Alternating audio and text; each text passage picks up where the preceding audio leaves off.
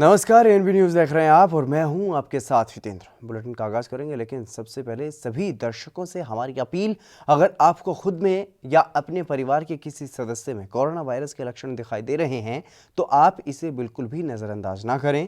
तुरंत corona virus की जाँच कराएं, क्योंकि देश में कोविड-19 से मरने वालों की संख्या बढ़ने का एक कारण ये भी है। इसलिए अगर किसी में भी कोरोना के लक्षण दिख रहे हैं तो जल्द ही जाँच करवाएं। एएनबी न्यूज़ आपसे बार बार ये अपील कर रहा है, वायरस को जड़ से खत्म करने में आप भी अपना सहयोग दें।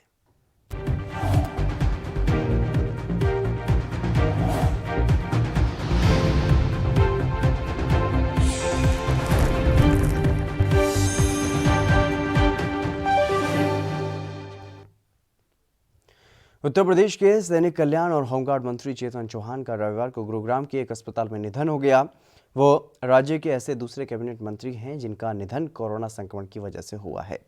गवर्नर आनंदीबेन पटेल, मुख्यमंत्री योगी आदित्यनाथ और प्रदेश के अन्य नेताओं ने चेतन चौहान के निधन पर दुख जताया है। चेतन चौहान के निधन के बाद आकस्मिक कैबिनेट मीटिंग बुलाई गई और सभी मंत्रियों ने 2 मिनट का मौन रखकर उन्हें श्रद्धांजलि दी। राज्य के राज्यपाल आनंदीबेन पटेल ने भारतीय क्रिकेट टीम के सदस्य रह चुके चेतन चौहान के निधन पर गहरा दुख जताया है और कहा है कि वो मृदुभाषी, कर्मठ और सक्रिय राजनेता थे। उन्होंने दिवंगत आत्मा की शांति की कामना करते हुए शोक संतप्त परिजनों के लिए संवेदना जताई है। और चेतन चौहान उत्तर प्रदेश के ऐसे दूसरे कैबिनेट मंत्री हैं जिनका कोविड-19 से संक्रमित होने के बाद निधन हुआ है। पिछले दिनों मंत्री कमल रानी वरुण का भी कोविड-19 की वजह से ही निधन हुआ था और चौहान इससे पहले राज्य के खेल मंत्री भी थे।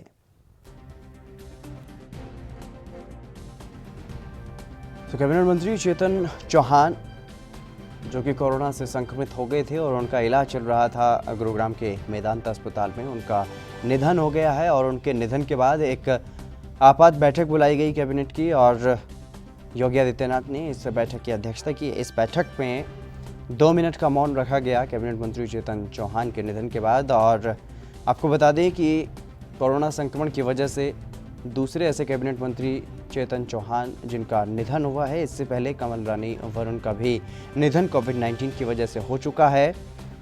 और अब तक यूपी के 2 कैबिनेट मंत्रियों का निधन कोरोना की वजह से हो चुका है।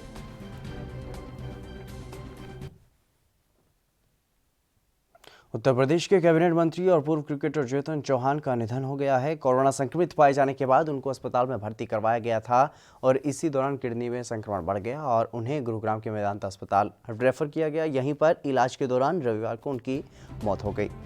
चौहान 72 साल के थे और 11 जुलाई को कोरोना संक्रमित पाए गए थे। इसके बाद इलाज के लिए उन्हें लखनऊ स्थित संजय गांधी पीजीआई अस्पताल में भर्ती करवाया गया था। 72 वर्षीय चेतन चौहान का लखनऊ में लगभग महीने भर इलाज चला और इसी दौरान उनकी किडनी में भी संक्रमण बढ़ गया। इसके बाद उन्हें मेदांता अस्पताल गुरुग्राम में भर्ती करवाया गया और यहाँ पर लाइफ सपोर्ट सिस्टम पर उन्हें रखा गया था, लेकिन उन्हें बचाया नहीं जा सका।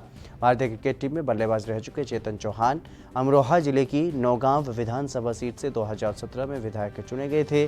क्रिकेट से संन्यास लेने के बाद वो राजनीति में सक्रिय भूमिका निभा रहे थे और चौहान योगी सरकार में सैनिक कल्याण, होमगार्ड, पीआरडी, नागरिक सुरक्षा विभाग के मंत्री भी थे।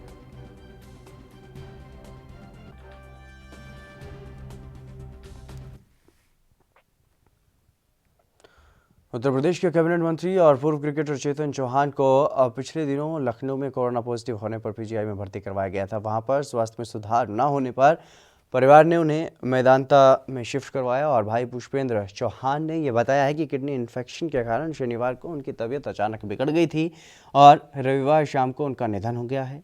इस चेतन चौहान के लखनऊ स्थित घर पर इस दौरान सन्नाटा पसरा हुआ दिखाई दिया और वहां पर केवल स्टाफ ही मौजूद है। सर सदस्य साहब यहाँ आते थे तो मैम साहब रहती थी और कोई नहीं सर, और बेटा उनका वहाँ पे विदेश में ऑस्ट्रेलिया रहते थे। ये सर 1 महीना हो गया। 1 महीना 13 तारीख को रिपोर्ट जांच करवाई थी तो उसमें पॉजिटिव आए थे। पीजीआई में भर्ती करा दिया गया था तो पीजीआई से फिर वहाँ दिल्ली चले गए थे, गुरुग्राम जी। उसके बाद आप लोग को कुछ सूचना मिली? उसके बाद सब बातचीत होती थी फोन पे बस। अभी किसने सूचना दी था? अभी सर फोन आया था, वहीं स्टाफ से आया था, वहाँ से भी, गुरुग्राम से। जी। यूपी विधानसभा अध्यक्ष हृदय नारायण दीक्षित ने मंत्री और पूर्व क्रिकेटर चेतन चौहान के निधन पर दुख जताया है और कहा है कि उत्तर प्रदेश की राजनीति में एक अपूरणीय क्षति हुई है।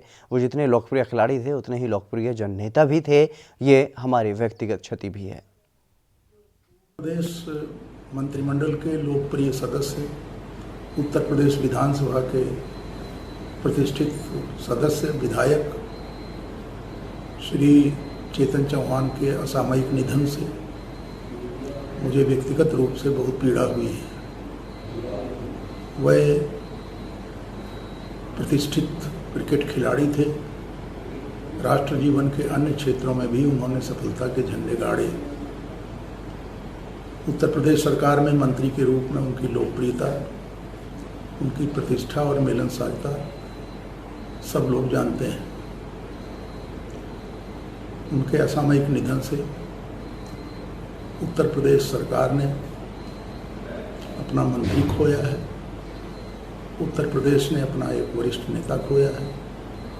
देश की राजनीति के प्रतिष्ठित कार्यकर्ता, राष्ट्रवादी विचार से जुड़े अभियानकर्ता चेतन चौहान के निधन पर पूरा प्रदेश और पूरा देश दुखी है।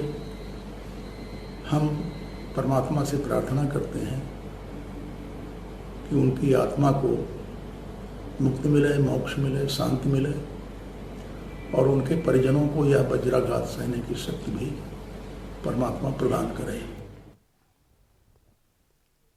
पश्चिम बंगाल के राज्यपाल जगदीप धनखड़ ने सनसनीखेज आरोप लगाया है। उन्होंने कहा है कि कोलकाता में राजभवन की निगरानी की जा रही है। उन्होंने ये भी कहा है कि उन्हें भारी मन से कहना पड़ रहा है कि राजभवन सर्विलांस पर है। उन्होंने ये कहा है कि ऐसा कैसे हो सकता है। वहीं इसको लेकर के पश्चिम बंगाल के बीजेपी अध्यक्ष दिलीप घोष ने बंगाल सरकार को घेरा है और इसके अलावा दिलीप घोष ने बीजेपी कार्यकर्ताओं पर हो रहे हमलों को लेकर भी अपनी प्रतिक्रिया दी है।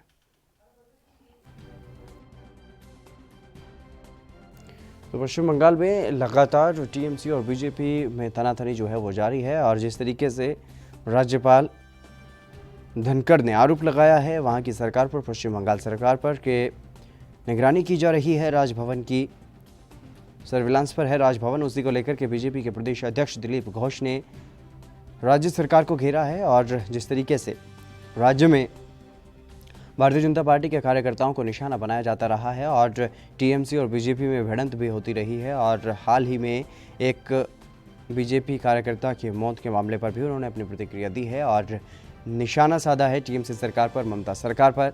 जिस तरीके से लगातार राज्यपाल और ममता सरकार में भी बयानबाजी चलती रहती है, एक दूसरे पर आरोप प्रत्यारोप का दौर वहाँ पर जारी रहता है। इसी कड़ी में अब एक बार फिर से राज्यपाल धनखड़ ने एक बड़ा आरोप सर्विलांस का लगाया है टीएमसी सरकार पर।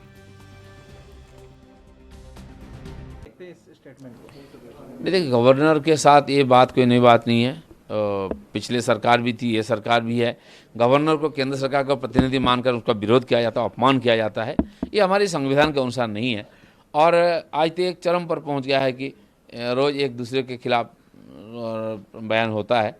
तो गवर्नर साहब ने जो कमेंट की है जरूर उसका कोई लॉजिक होगा, लेकिन उसमें मुझे कुछ कहना नहीं है। मेरा जो कहना है कि वहाँ खाली गवर्नर नहीं है, हमारी सारे नेताओं के ऊपर सर्विलेंस होता है, फ़ोन टैपिंग होता है, उनको रास्ता में उतरने से कार्यक्रम में जाने के लिए बाधा डाला है, खुद मुझे भी बार बार रोका जाता है। तो ये वहाँ की है, विरोधी राजनीति करने वाले लोगों के साथ उनका कोई डेमोक्रेटिक राइट्स नहीं है, उनका कोई राजनीतिक अधिकार नहीं है, उनको अपने इच्छा से कार्यक्रम करने में जाने में भी अनुमति नहीं है। नहीं, बंगाल में अभी जो स्थिति है, जो हिंसा हो रही है, चुनाव सामने है, हमको काम करने नहीं दिया जा रहा है, कोई कार्यक्रम की अनुमति नहीं है, हमारे कार्यकर्ताओं पर लगातार केसेस हो रहा है, अत्याचार हो रहा है, हिंसा हो रही है, हत्या हो रही है। और हमारी सांगठनिक चुनाव में हमारे यहाँ के राष्ट्रीय अधिकारी अभी पिछले 4 महीने से जा नहीं पाए हैं, तो इसलिए उनको थोड़ा सा हमारी तैयारी का भी और वहाँ की परिस्थिति का भी जानकारी देंगे।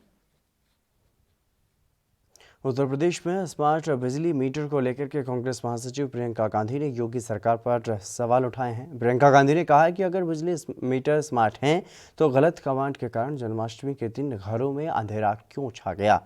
प्रियंका गांधी का ये आरोप भी है कि यूपी में स्मार्ट मीटर की वजह से यूपी में कई लोगों के 4 गुना बिल आए हैं। और दरअसल प्रियंका गांधी ने एक ट्वीट में लिखा है कि बिजली मीटर स्मार्ट है क्या, जन्माष्टमी के दिन स्मार्ट मीटरों में गलत कमांड ने लाखों घरों को अंधेरे में रखा। खबरों के अनुसार इन स्मार्ट मीटरों की वजह से बहुत लोगों के बिल 4 गुना आए हैं और यूपी सरकार स्मार्ट मीटर के नाम पर शोषण बंद करे और जांच कराकर नुकसान की भरपाई करे।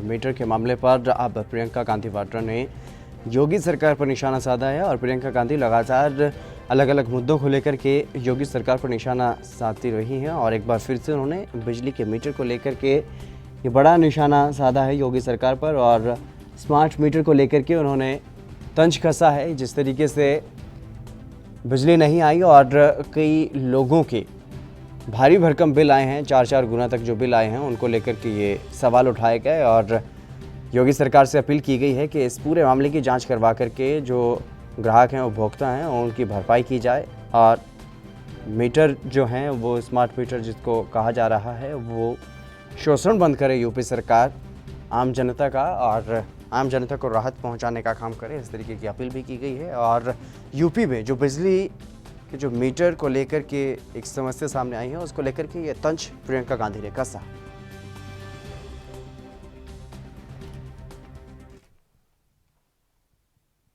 चलिए फिलहाल रुकेंगे एक छोटे से ब्रेक के लिए, जल्द हाजिर होंगे।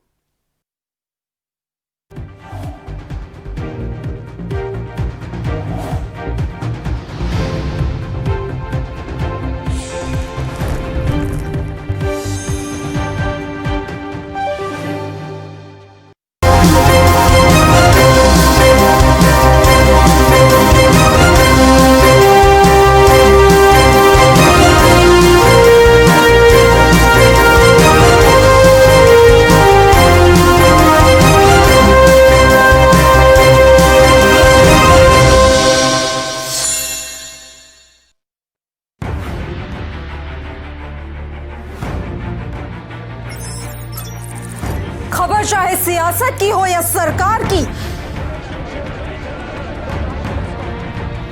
खबर चाहे भ्रष्टाचार की हो या गुनहगार की, दिन भर में क्या रहा देश जगत का हाल, किस मुद्दे ने बनाई किसकी सरकार, रखते हैं हम सब पर नजर, पहुंचाते हैं हम हर खबर। हम हैं ANB न्यूज।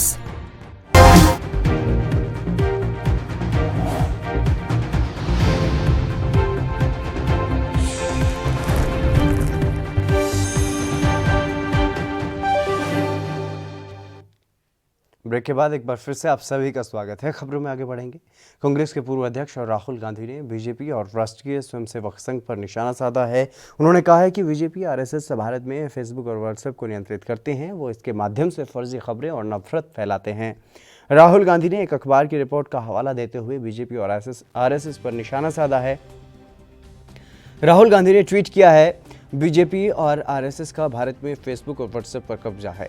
वो इसके जरिए फेक न्यूज़ और नफरत फैलाने का काम करते हैं। वो इसका इस्तेमाल मतदाताओं को प्रभावित करने के लिए भी करते हैं और असल में फेसबुक के कर्मचारियों के हवाले रिपोर्ट में कहा गया है कि भारत में ऐसे कई लोग हैं जो सोशल मीडिया प्लेटफॉर्म पर नफरत फैलाते हैं। कर्मचारियों का ये भी कहना है कि वर्चुअल दुनिया में नफरत वाली पोस्ट करने से असली दुनिया में हिंसा और तनाव बढ़ता है।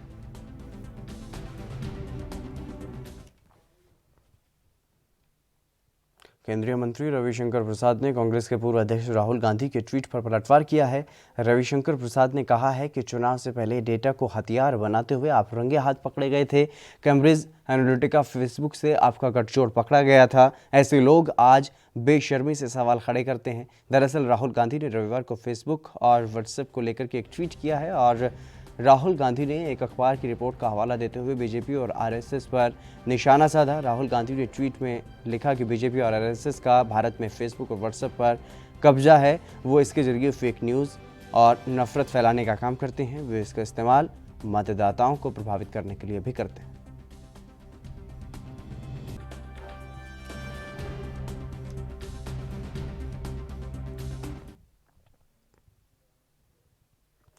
बिहार में सियासी हलचल तेज हो गई है। राजद ने अपने 3 विधायकों महावीर प्रसाद यादव, प्रेम चौधरी और फराज फातमी को 6 साल के लिए पार्टी से निष्कासित कर दिया है। इन विधायकों पर पार्टी विरोधी गतिविधियों में शामिल होने का आरोप है। बिहार के पटना प्रदेश कार्यालय में आयोजित प्रेस कॉन्फ्रेंस में महासचिव आलोक मेहता ने इस बात की जानकारी दी और उन्होंने कहा कि ये तीनों विधायक पार्टी विरोधी गतिविधियों में शामिल थे, लिहाजा राष्ट्रीय अध्यक्ष लालू यादव के निर्देश पर इन सभी को 6 साल के लिए निलंबित कर दिया गया है। बता दें कि ये तीनों विधायक लगातार राजद के खिलाफ काम कर रहे थे और राजद कोरोना संक्रमण को देखकर अभी चुनाव कराने के पक्ष में नहीं है। उसने अपनी बात चुनाव आयोग के सामने भी रख दी है, लेकिन अंतिम फैसला आयोग को ही लेना है, लिहाजा जमीनी तैयारी के लिए वो आज भी आयोग की तरफ ही देख रहे हैं। 3 माननीय विधायकों के बारे में जो लगातार सूचना पार्टी को मिलती रही, उस आधार पर यह फैसला लिया गया। माननीय विधायक श्री महेश्वर प्रसाद यादव जी गायघाट के विधायक हैं, श्रीमती प्रेमा चौधरी जी पातेपुर की विधायक हैं और श्री फराज फातमी केवटी के विधायक हैं। ये लंबे समय से चूँकि गतिविधि को अध्ययन किया जा रहा था, उस पर लिया गया है। विगत दिनों की जो भी गतिविधियां हैं, मैं समझता हूं कि उसका भी अध्ययन किया जा रहा होगा और पार्टी के नेतृत्व या उसके अधिकार क्षेत्र का मामला है, वो जो राष्ट्रीय अध्यक्ष हैं और उस पर वो निश्चित रूप से उनके संज्ञान में पार्टी की ओर से जा रहा होगा और वो आने वाले दिनों में आप देखिए क्या हो सकता है। मध्य प्रदेश के भिंड में आज लाहौर ब्लॉक कांग्रेस अध्यक्ष देवेंद्र त्रिपाठी, युवा कांग्रेस के पूर्व राष्ट्रीय महासचिव अनिरुद्ध प्रताप समेत कई कांग्रेस नेताओं ने एक प्रेस कॉन्फ्रेंस आयोजित की और क्षेत्र में हो रहे अवैध खनन के मामले में लाहौर एसडीओपी की संलिप्तता का उन पर आरोप लगाया और वहीं इन आरोपों पर एसडीओपी दिनेश ने भी प्रतिक्रिया देते हुए कहा है कि ये तमाम आरोप निराधार हैं।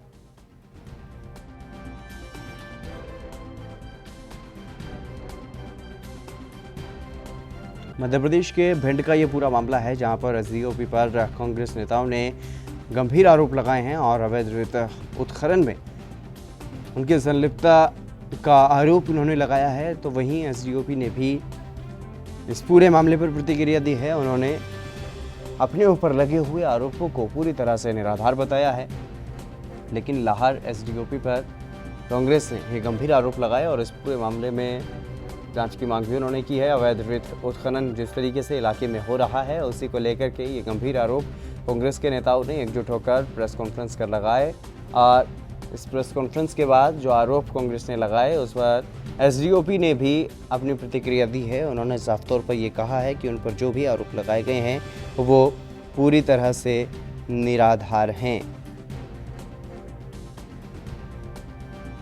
वो ऐसे किसी भी मामले में संलिप्त नहीं है।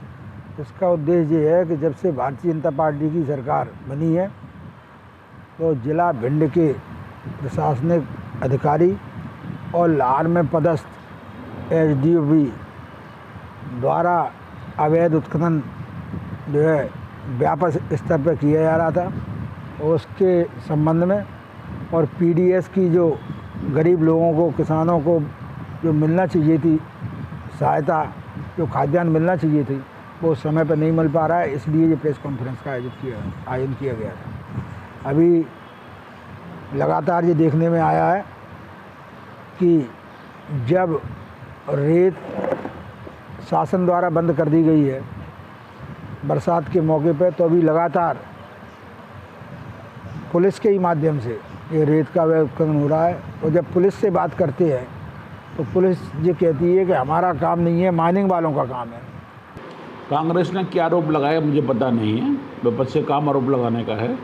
मूलतः रेत की अवैध परिवहन वैधानिक अवैधानिक कार्रवाई के बारे में अंकुश लगाने का वन विभाग का है, फिर एसडीएम का काम है, इसके बाद पुलिस का उत्तरदायित्व आता है। लेकिन मेरे द्वारा हमेशा ही अवैध परिवहन अवैध बनाने पर कार्रवाई की गई है। जब उनकी तरह सहयोग मांगी, हमने सहयोग किया हुआ है और हम स्वयं भी मैं थाना प्रभारी अवैध परिवहन बनाने पर कार्रवाई कर रहे हैं। बीजेपी नेता राम कदम ने सुशांत केस में महाराष्ट्र सरकार पर जमकर निशाना साधा है। उन्होंने कहा है कि प्रदेश सरकार को पुलिस के काम में दखल नहीं देना चाहिए।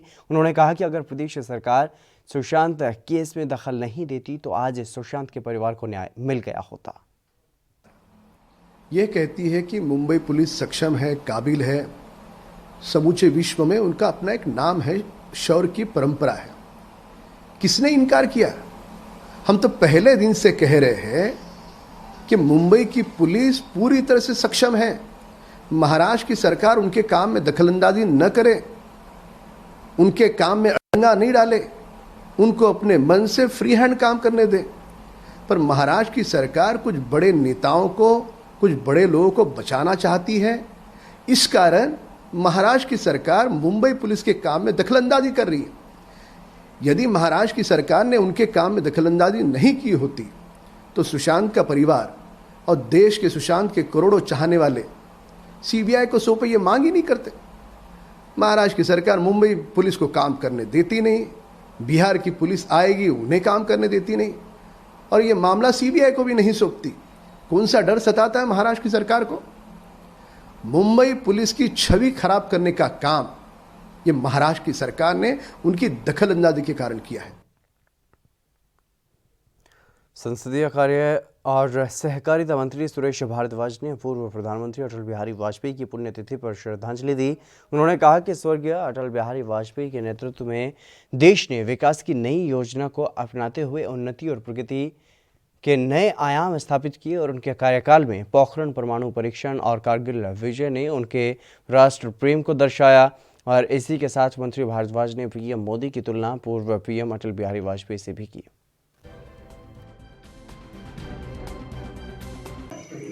भारत रत्न स्वर्गीय अटल बिहारी वाजपेयी जी भारतीय संस्कृति के सच्चे सिपाही और प्रतीक थे। आजीवन उन्होंने इस भारत माता के वर्चस्व को विश्व में ऊंचाइयों तक ले जाने के लिए सतत कार्य किया। वे एक कुशल वक्ता थे, एक आम जनता के जनमानस पर जो है वो हृदय पर जो है उनकी अमिट छाप है। श्री नरेंद्र मोदी जी अटल जी के बताए हुए मार्ग पर चल रहे हैं। कारगिल युद्ध के समय पाकिस्तान ने हिंदुस्तान की पीठ पर छोरा घोंपा था। अटल जी शांति की स्थापना करने के लिए बस में लाहौर गए थे,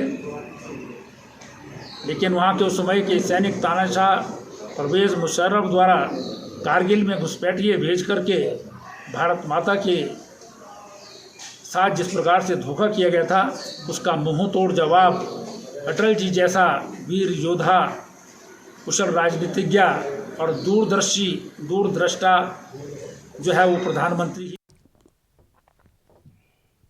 गुजरात में पिछले 3 दिनों से हो रही जोरदार बारिश के चलते कई शहरों में बाढ़ का खतरा बढ़ गया है और सूरत में जहां बाढ़ के हालात बन गए हैं तो वहीं शहर के अंदर भी पानी भर गया है।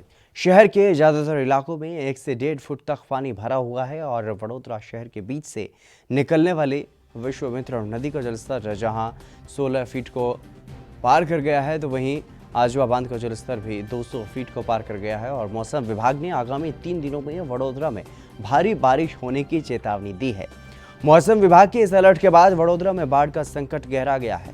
गुजरात के डायमंड सिटी सूरत में भी पिछले 3 दिन से लगातार बारिश हो रही है। लगातार तेज बारिश होने के कारण शहर में बाढ़ के हालात बन गए हैं और शहर के निचले इलाकों जैसे कि लिंबायत, बमरोली, सरथाना और पर्वत पाटिया से तो लोगों को बाहर निकाल लिया गया है। तेज बारिश का अंदाजा इसी बात से लगाया जा सकता है कि इन इलाकों में 5 से 6 फीट तक पानी भर चुका है।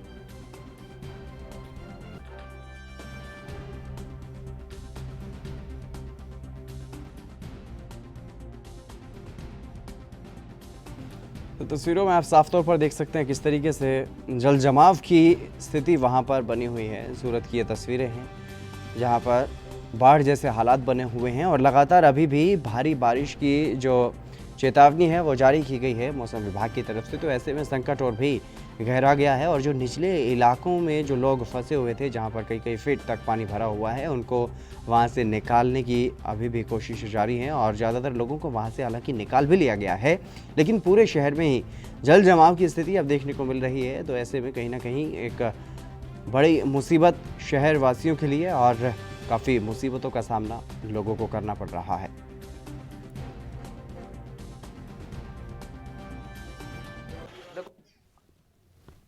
आया है ये खाड़ीपुर कुदरती करता मैं मानता हूं कि मानव सर्जित पुर ज़्यादा है, क्योंकि पिछले 27 साल से भारतीय जनता पार्टी का शासन सूरत महानगर पालिका में है और ये समस्या हर 2 साल 3 साल में जब भी बरसात ज़्यादा गिरता तब ये होती है। उसके लिए आज तक शासकों को कोई सद्बुद्धि समझी नहीं, जिन्होंने कोई ऐसा मास्टर प्लान एक्शन प्लान नहीं बनाया कि जिसके ये समस्या का निराकरण हो सके।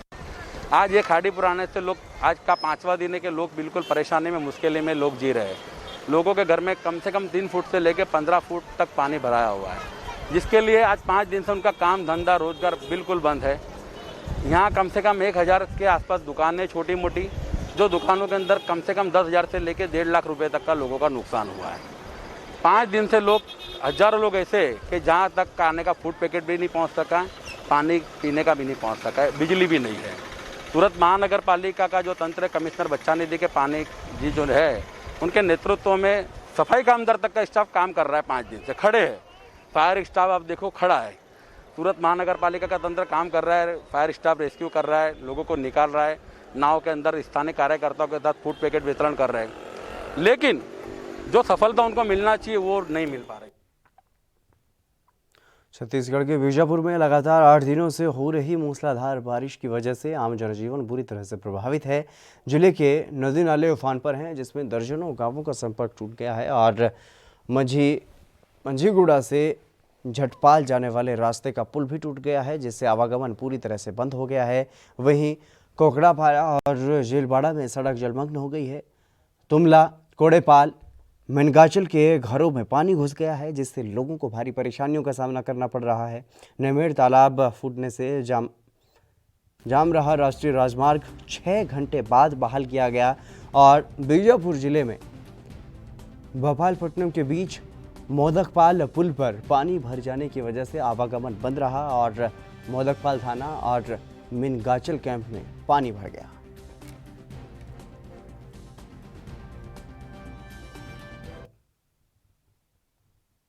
चलिए फिलहाल रुकेंगे एक छोटे से ब्रेक के लिए, जल्द हाजिर होंगे।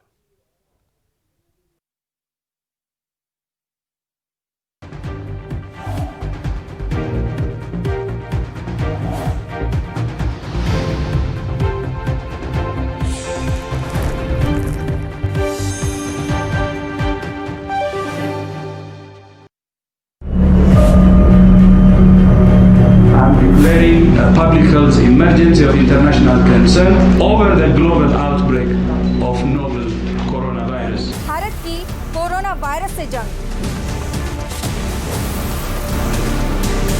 आपको चाहिए पूरी जानकारी के लिए भरोसेमंद जरिया।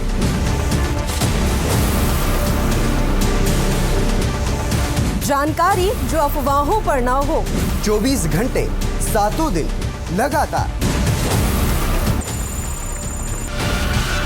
सिर्फ ANB न्यूज पर।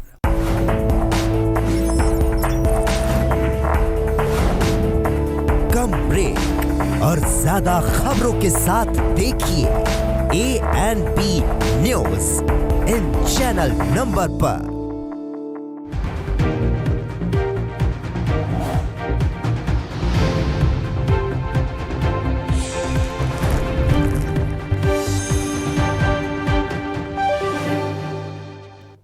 ब्रेक के बाद एक बार फिर से आप सभी का स्वागत है। खबरों में आगे बढ़ेंगे। हवाला नेटवर्क केस में गिरफ्तार चीनी नागरिक चार्ली पेंग के बारे में बड़ा खुलासा हुआ है। जांच एजेंसियों को पता चला है कि चार्ली पेंग दिल्ली में कुछ लामाओं के संपर्क में था और पेंग के मामले की जांच कर रही एजेंसियों को शक है कि वह बौद्ध धर्म के सर्वोच्च गुरु दलाई लामा और उनके सहयोगियों की जानकारी जुटा रहा था। शुरुआती जाँच में यह भी पता चला है कि चार्ली पेंग ने दिल्ली में मजनू का टीला में कुछ लामाओं और अन्य व्यक्तियों को पैसे दिए थे। चार्ली पेंग इस काम में लोगों से चीनी ऐप WeChat से संपर्क करता था और मजनू का टीला में बौद्धों की बड़ी आबादी रहती है, इसलिए शक पुख्ता नजर आ रहा है कि चार्ली पेंग ने दलाई लामा की जानकारी जुटाने के लिए लोगों से संपर्क किया था। वहीं हवाला रैकेट मामले में गिरफ्तार चार्ली पेंग उर्फ लुओ सांग ने पूछताछ में कई खुलासे किए हैं। पेंग ने पूछताछ में यह भी बताया कि उसने पहली बार 2014 में भारत में कदम रखा था और चार्ली पेंग ने दिल्ली में सबसे पहले नूडल्स का कारोबार शुरू किया और इसमें आगे बढ़ते हुए बड़े हवाला रैकेट तक वो जा पहुंचा। पेंग को पहली बार साल 2018 में दिल्ली पुलिस की स्पेशल सेल ने गिरफ्तार किया था। हालांकि कुछ दिन के बाद वो छूट गया था और इस बार उसे फिर से गिरफ्तार कर लिया गया है, जिसमें कई बड़े खुलासे होने की उम्मीद है।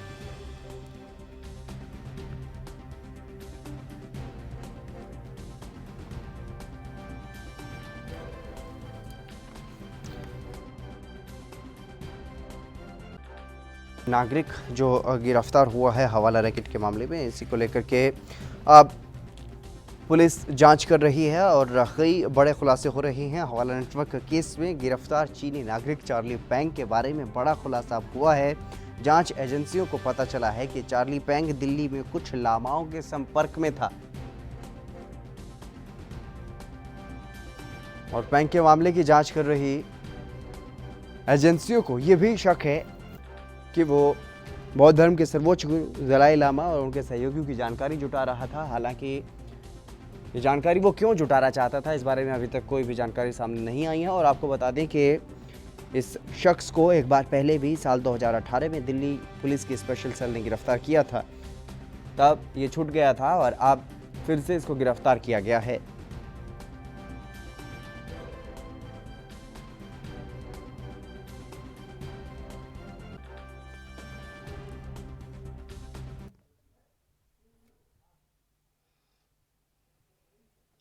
अमेरिकी चुनाव में डेमोक्रेटिक पार्टी के उम्मीदवार जो बिडेन ने यह कहा है कि अगर वो राष्ट्रपति बनते हैं तो उनका प्रशासन भारत पर आने वाले हर खतरे से मुकाबला करने के लिए नई दिल्ली के साथ खड़ा रहेगा, जिसे लेकर रक्षा विशेषज्ञ एसपी सिन्हा ने क्या कुछ कहा है वो भी आपको सुनवाते हैं।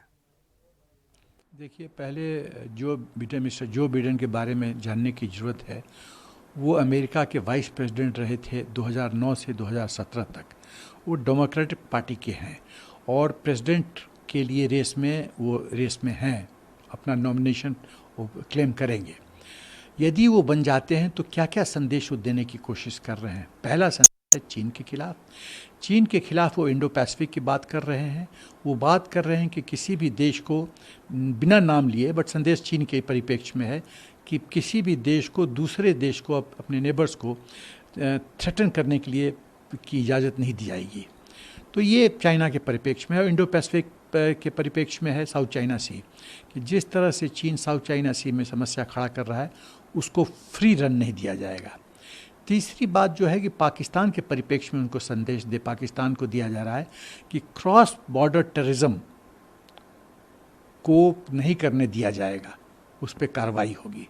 तो ये पाकिस्तान के परिप्रेक्ष्य में। तीसरी एक और बात यह है कि वो कहीं ना कहीं जो अभी इलेक्शन होने वाला है उसके परिप्रेक्ष्य में वो संदेश दे रहे हैं इंडो अमेरिकन्स को, ताकि इंडो अमेरिकन्स वो उनके लिए, डेमोक्रेट पार्टी के नॉमिनी के लिए वोट करें या अपने लिए वोट करें। तो ये दिखाता है कि आज हिंदुस्तान की जो छवि और जो स्टेचर विश्व पटल पे और अमेरिका ऐसे सबसे पावरफुल शक्तिशाली देश के आंखों में है, ये बहुत बड़ी बात है। एक और बिंदु है कि अमेरिका हिंदुस्तान का चाहता है कि हिंदुस्तान एक बहुत प्रमुख रोल अदा करे चीन के खिलाफ, पाकिस्तान के खिलाफ, इंडो पैसिफिक में और विश्व स्तर पे। तो ये दिखाता है कि हिंदुस्तान अब कहाँ किस ऊंचाइयों को छू रहा है अपने कूटनीति के क्षेत्र में और अपने छवि स्टेटस के क्षेत्र में। तो ये बहुत अच्छी बात। अपराध पर अंकुश लगाने के लिए यूपी की योगी सरकार भले ही लाख कोशिशें कर रही हो, लेकिन यूपी के गोंडा जिले में अपराध रुकने का नाम नहीं ले रहा है।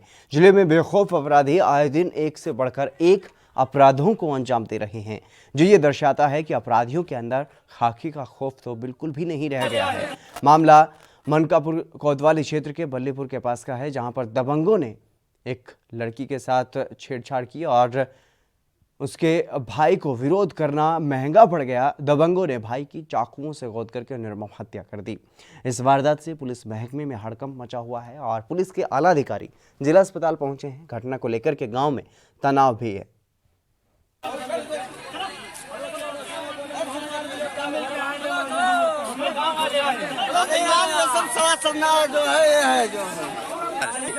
चाकू बड़े बाप को मारा था, वो बच गया, फिर लड़के को फिर मार दिया। अभी कल 3 बजे यूपी के मुख्यमंत्री योगी आदित्यनाथ भी तमाम दिशा निर्देश दे चुके हैं और पुलिस पर सख्ती भी बरत चुके हैं, लेकिन उसके बावजूद भी पूरे प्रदेश में ही कहीं ना कहीं अपराध का जो स्तर है वो लगातार बढ़ता हुआ दिखाई दे रहा है। और अब एक बार फिर से यह मामला सामने आया है, एक लड़की के साथ छेड़छाड़ का पूरा मामला है। जब भाई ने छेड़छाड़ का विरोध किया तो मंचलों ने, दबंगों ने उस भाई को, जो अपनी बहन के साथ छेड़छाड़ को नहीं देख पा रहा था, उसने उनका विरोध किया तो उसको ही मार दिया गया। जिले में अपराध रुकने का नाम नहीं ले रहा है। यूपी के गोंडा का ये पूरा मामला है। परिवार का रो रो कर बुरा हाल है, लेकिन पुलिस प्रशासन के हाथ भी कुछ नहीं लग पा रहा है। और ऐसे में अलग अलग जगह से, अलग अलग जिलों से इस तरह की तमाम खबरें सामने आ रही हैं, जहां पर लड़कियों के साथ, महिलाओं के साथ छेड़छाड़ के मामले और लगातार जिस तरीके से हत्याएं बढ़ रही हैं, हत्या की जा रही है, अपराधियों में बिल्कुल भी खौफ खाकी का नहीं रह गया है। ये साबित करती हैं इस तरह की तमाम घटनाएं जो अब सामने आ रही हैं। जिस तरीके से परिवार बेसुध, ये तस्वीरों में आप साफ तौर पर देख सकते हैं किस तरीके से परिवार का बुरा हाल है। और ये मामला यूपी के गोंडा से अब ये ताज़ा मामला सामने आया है, जहां पर एक युवक की मंचलों ने हत्या कर दी और वो भी अपनी बहन के साथ छेड़छाड़ का विरोध कर रहा था उस वक्त।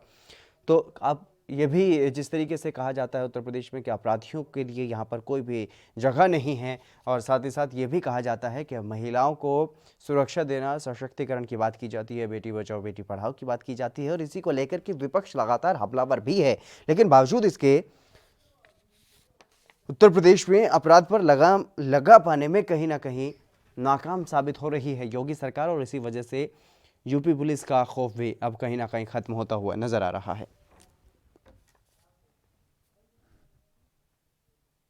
पंजाब में होशियारपुर में कंडी नहर में दरार आ गई है, जिससे किसानों की 100 एकड़ फसल पानी की चपेट में आने से खराब हो गई, जिससे किसानों को भारी परेशानियों का सामना भी करना पड़ रहा है।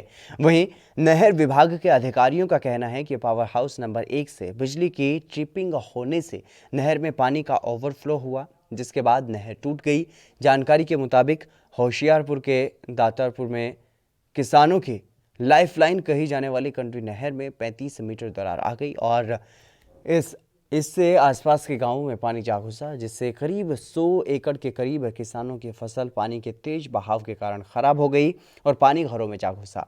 वहीं किसानों का कहना है कि ये नहर महीने में दूसरी बार टूट चुकी है। प्रशासन को इस संबंध में जानकारी दी गई है कि नहर में पानी ओवरफ्लो हो रहा है, जिसके चलते नहर कच्ची होने के कारण कभी भी यहां पर बड़ा नुकसान हो सकता है, लेकिन इस पर कोई कार्रवाई नहीं की गई। वहीं मामले की सूचना मिलते ही विधायक अरुण डोगरा मौके पर पहुंचे और स्थिति का जायजा लिया। साथ ही किसानों को हर तरह की मदद देने का ऐलान भी किया गया।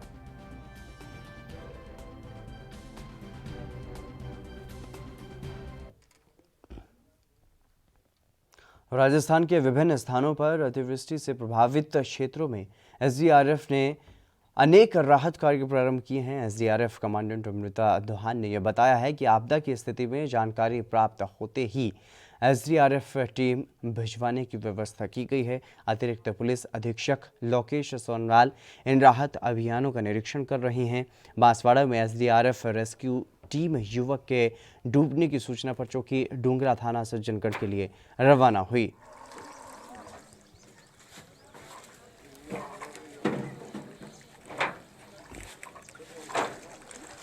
तस्वीरों में आप साफ तौर पर देख सकते हैं किस तरीके से यहाँ पर जल जमाव की स्थिति है और एक युवक यहाँ पर डूब गया है, जिसको निकालने के लिए बांसवाड़ा में जिस तरीके से यहाँ पर युवक डूबा तो उसको भी निकालने के लिए तलाशी अभियान उसका चलाया गया। और वहाँ पर तस्वीरों में आप साफ तौर पर देख सकते हैं किस तरीके से जल जमाव है। ऐसा लग रहा है कि ये कोई नदी है जहाँ पर ये पानी तरीके से बह रहा है।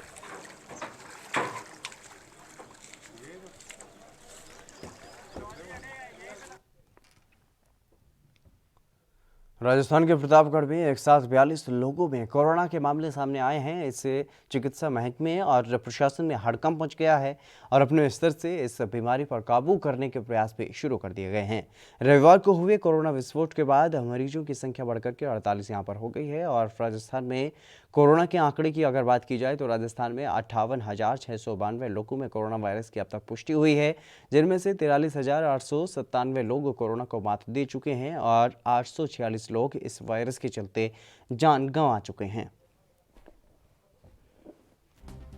लगातार राजस्थान में कोरोना का प्रकोप बढ़ता हुआ दिखाई दे रहा है। जिस तरीके से प्रतापगढ़ से खबर सामने आई जहां पर 42 लोगों में एक साथ कोरोना वायरस की पुष्टि हुई है, जिससे स्थानीय प्रशासन में और स्वास्थ्य विभाग में हड़कंप मच गया, जिसके बाद लगातार उनको अस्पतालों में पहुंचाया गया और इलाज मरीजों का शुरू किया गया। इसके अलावा ट्रेसिंग भी की जा रही है, कौन कौन उनके संपर्क में आया है, ऐसे लोगों को होम आइसोलेट भी किया जा रहा है और सैनिटाइजेशन का काम भी चल रहा है। लेकिन लगातार जिस तरीके से मामलों में बढ़ोतरी हो रही है, अब जिले में 48 कोरोना के मरीज पाए जा चुके हैं, तो उसके बाद से स्वास्थ्य विभाग में हड़कंप है। और अगर बात राजस्थान की जाए तो राजस्थान में भी लगातार कोरोना महामारी का प्रकोप जो है वो बढ़ता हुआ नजर आ रहा है। 58,000 से ज़्यादा लोगों में कोरोना वायरस की अभी तक पुष्टि हो चुकी है। हालांकि अच्छी बात यह है कि लगभग 44,000 लोग कोरोना को मात भी दे चुके हैं और हालांकि यहाँ पर 846 लोग कोरोना वायरस की वजह से जान गंवा चुके हैं।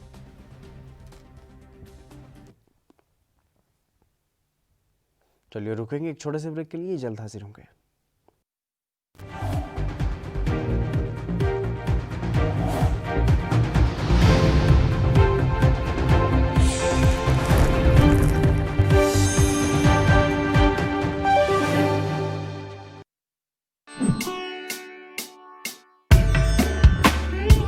बौद्ध मत की उत्पत्ति और उत्तर वैदिक काल, कुषाण साम्राज्य और मुस्लिम शासकों का शासनकाल,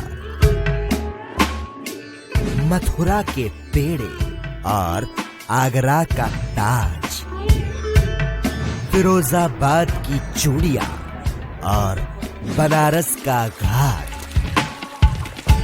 इलाहाबाद का संगम और बरेली का बाजार, मुरादाबाद पीतल की नगरी और नवाबी नगरी लखनऊ का कसीदाकार,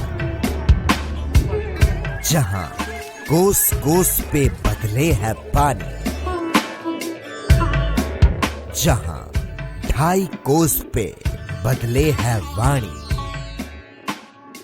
जहां की मिट्टी और हवा में महकती है पीर और संतों की रूह, उस प्रदेश की नजाकत और उस प्रदेश का मिजाज दिखाएंगे हम ANB न्यूज पर। अपना उत्तर प्रदेश।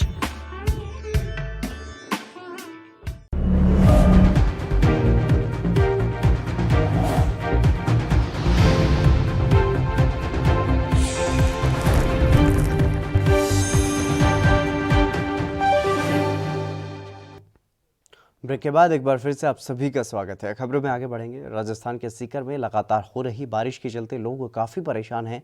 सीकर के महिला थाने में बारिश का पानी भर गया है, जबकि बारिश की वजह से पहले सीकर जिला प्रशासन और नगर परिषद ने लाखों रुपए के बजट के माध्यम से शहर में पानी निकासी की समस्या दूर करने का वादा किया था, लेकिन बारिश ने स्थिति साफ कर दी। स्थानीय लोगों को आने जाने में भी अब काफ़ी परेशानियों का सामना वहाँ पर करना पड़ रहा है।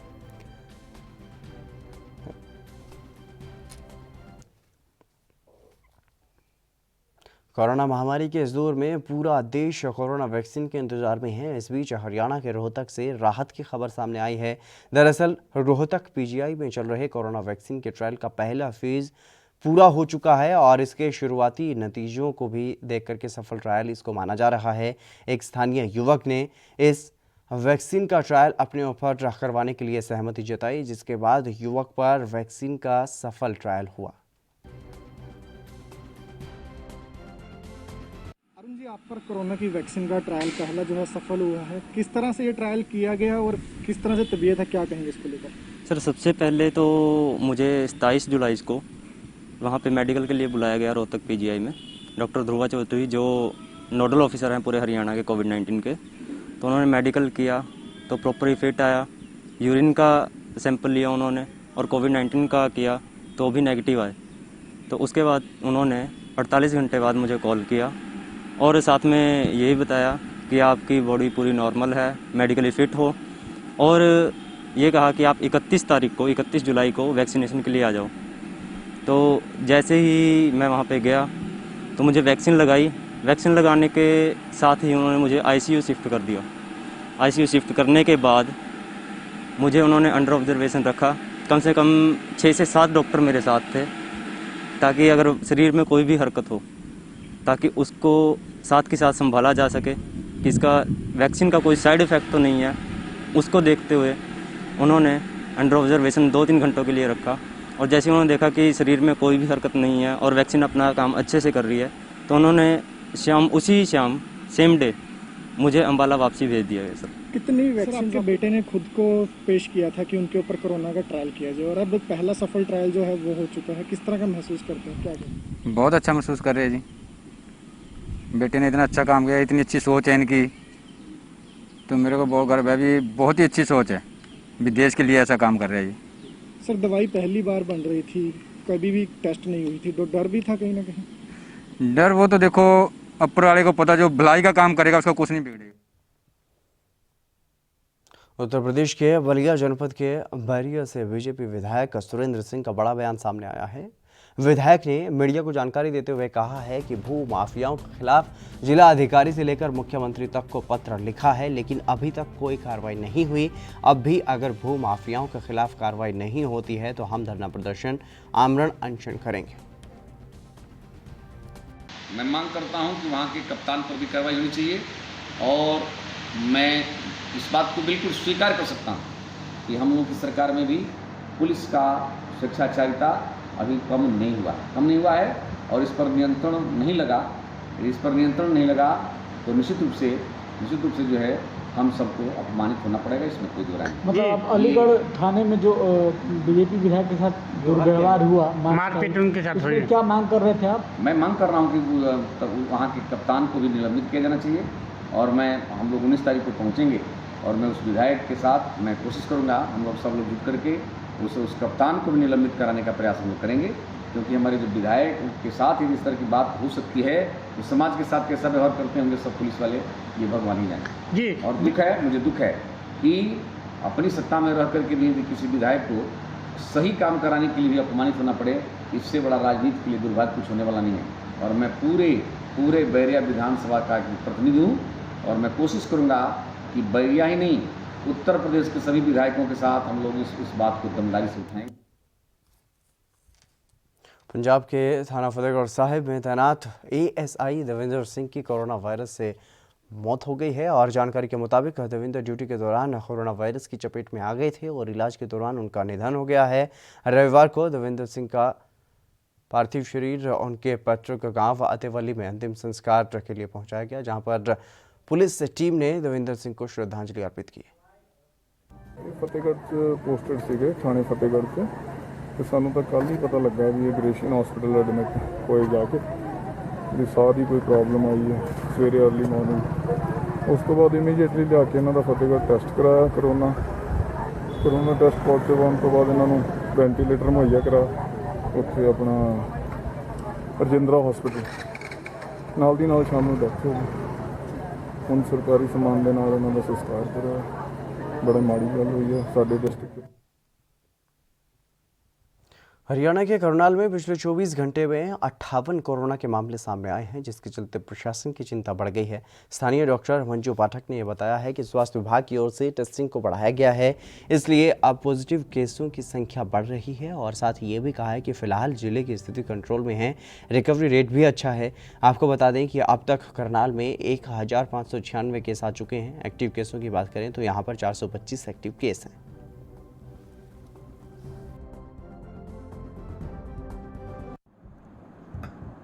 आज सुबह कोविड के हमारे पास 58 केसेस आए हैं टोटल, और कल शाम तक हमारे पास 1538 केस थे, जिनमें से 1157 जो हैं वो ठीक होकर घर जा चुके हैं, और 367 जो हैं वो एक्टिव केसेस हैं, और 14 डेथ्स हैं।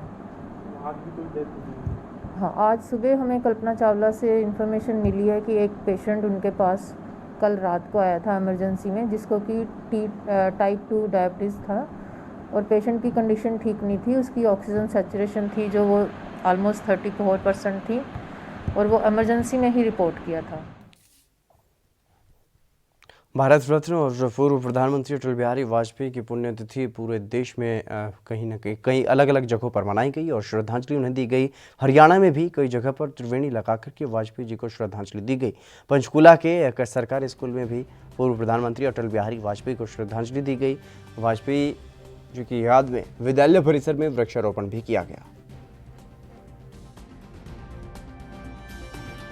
हमारा स्वास्थ्य अच्छा है, हमारा स्वास्थ्य अच्छा है तो हमारा जीवन अच्छा है, और हमारा जीवन अच्छा है तो सब कुछ अच्छा ही अच्छा है। इसलिए अटल बिहारी वाजपेयी जी की पुण्यतिथि पर इस तरह का मैडम ने आज यहाँ पर ये इन्होंने फ़ोन किया, बुलाया कि ऐसे ऐसे करना है। जो खुशी मुझे हुई इसको मैं बयान नहीं करता, और मैं कहता हूँ कि ऐसा ही प्रोग्राम पूरे देश में हर वर्ष जो है चलता है। हरियाणा के सिरसा में नौकरी से हटाए गए पीटीआई शिक्षकों का धरना अभी भी जारी है, और सरकार द्वारा 23 अगस्त को दोबारा से परीक्षा लेने के फैसले पर भी विरोध उन्होंने जताया है। उन्होंने कहा है कि पिछली 10 सालों से पीटीआई अध्यापक अपनी सेवाएं दे रहे थे और सरकार उनको प्रताड़ित करने के लिए नई नई नीतियां बना रही है। साथ ही उन्होंने कहा कि जब तक नौकरी की बहाली नहीं होगी तब तक आंदोलन जारी रहेगा। 1983 पीटीआई में से एक भी साथी टेस्ट नहीं देगा, क्योंकि हम टेस्ट 2010 से लगातार हर साल टेस्ट देते आ रहे हैं। हमारा टेस्ट ग्राउंड में होता है, और हम बच्चों को खेलों के माध्यम से उनकी खेल प्रतिस्पर्धाओं के माध्यम से उनका हुनर निखारते हैं, उन बच्चों को आगे लेके जाते हैं, और यही हमारा असल में टेस्ट है। और जब हमने ज्वाइन किया, हम एक पूर्ण प्रक्रिया के तहत हमने उसमें टेस्ट दिया, इंटरव्यू फॉलो किया, और उसके अंदर हमारा डॉक्यूमेंट वेरीफाई हुए, हम मेरिट के अंदर आए, उसके बाद ही हमारा चुनाव हुआ। और पक्के तौर पे हम लोग पिछले 10 वर्षों से अपनी सेवाएं हरियाणा सरकार को दे रहे थे, और उत्कृष्ट सेवाएं दे रहे थे, मैं तो ये कहना चाहूँगा। और लाखों के करीब हमने खिलाड़ी तैयार किए। हरियाणा के सिरसा में रेस्क्यू ऑपरेशन शिविर में गिरे एक युवक को निकालने के लिए वहां पर रेस्क्यू ऑपरेशन चल रहा है, और एनडीआरएफ और स्थानीय प्रशासन की तरफ से रेस्क्यू किया जा रहा था, लेकिन अभी तक सफलता वहां पर हासिल नहीं मिली। और जानकारी के अनुसार बुधवार रात को सीवरेज में गांव के 2 लोग गिर गए थे, जिनमें से एक व्यक्ति को बाहर निकाल लिया गया था, लेकिन इलाज के दौरान उसकी मौत हो गई थी। वहीं दूसरे व्यक्ति की तलाश जारी है। लगभग 84 घंटे हो चुके हैं, और पहले हमारा फोकस ये था, जो एक्सपर्ट से हमने राय ली कि जो बॉडी है वो 3-4 मेन होल तक ही गई होगी। तो उस चक्कर में हमने पहले 5 मेन होल तक 4-5 बार हमने सर्च अभियान किया था, लेकिन वहाँ हमें कुछ मिला नहीं है, कोई क्लू नहीं मिला है। उसके बाद अब हम इस पूरी लाइन को चेक कर रहे हैं, और लगभग 300 मीटर या 400 मीटर की लाइन अभी बची हुई है। तो अभी हमें पूरा विश्वास है कि इसके अंदर हमें कुछ न कुछ जरूर मिल जाएगा, क्योंकि पीछे हमें किसी भी प्रकार का कोई क्लू मिला नहीं है, कि नहीं उसका कोई कपड़ा लत्ता या। यूपी के बुलंदशहर में एक शिव मंदिर में 18 साल के पुरोहित को बेरहमी से पीटने का मामला सामने आया है। मंदिर में दादा और पोता पुरोहित का काम करते थे। शनिवार रात पुरोहित खेत पर शौच के लिए गया था, जहां पर खेत की रखवाली करने वाले युवकों ने लाठी डंडों से पुरोहित को जमकर पीटा। पुलिस ने आरोपी युवक को गिरफ्तार कर लिया है, और घटना के बाद से इलाके में दहशत है, और मंदिरों में पुरोहित की सुरक्षा के लिए वो पुलिस से गुहार लगा रहे हैं। हालांकि पुलिस ने आरोपी को फिलहाल गिरफ्तार कर लिया है। सर, मंदिर को लेकर यही बात है कि थोड़ा गांव के बाहर मंदिर आ रहा है। अगर ऐसी वारदात, ऐसी घटना जान से मारने की नीयत से की गई है, अगर ऐसी वारदात मंदिरों पर होती रही तो पुजारी मंदिर पर रहेगा कौन? कौन पूजा करेगा? ये एक हमारा आपसे अनुरोध है, एक हमारी ये अर्जी है। तो इसमें सरकार से, पुलिस से क्या आप चाहते हैं, किस तरीके के यहाँ बंदोबस्त हो? हम पुलिस से यही चाहते हैं कि गलत नहीं फंसना चाहिए, जो सही मुलजिम है वो फंसना चाहिए और उसे ज़्यादा से ज़्यादा सजा मिलनी चाहिए। चलिए फिलहाल मेरे साथ खबरों में बस इतना ही, दीजिए इजाज़त, नमस्कार।